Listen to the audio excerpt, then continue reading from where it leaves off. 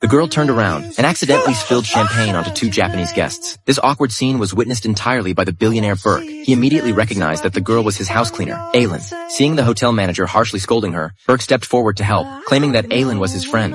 But just as Aylin was about to thank him, Burke coldly said, "Don't embarrass yourself here." That sentence made Aylin furious. A friend beside them even reminded Burke, "This girl keeps hanging around you? She must have an ulterior motive." This made Burke even more suspicious of Aylin. At that moment, Aylin gathered her courage, walked up to the Japanese couple, and apologized sincerely in awkward Japanese. Hearing their native language in a foreign country made the Japanese couple feel warm and welcomed. Aylin explained that she attended the exchange event only because she liked the Japanese language. Worried that Aylin would disturb the clients, Burke gave her a look, urging her to leave. Unexpectedly, the clients misunderstood and curiously asked, "Is she your fiancé? When are you two getting married?" This sudden misunderstanding made Aylin extremely embarrassed and made Burke even more certain she must be approaching him on purpose. When the dance segment began, the clients enthusiastically invited them to dance together. To avoid being rude, the two had no choice but to reluctantly step onto the dance floor. Later, when Burke invited the clients to his home to discuss business, they insisted on bringing Aylin along.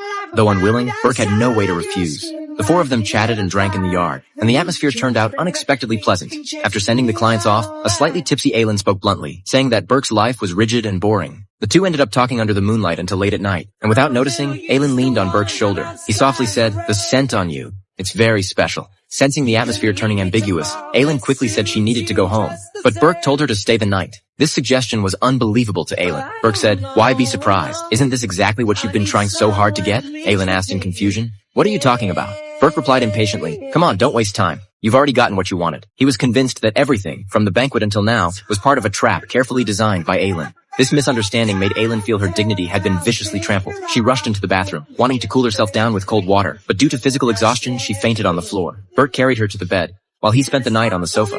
The next morning, Aylin woke up to find her clothes disheveled, which shocked and panicked her. Since she couldn't recall what had happened the night before, she hurried to call her best friend for help.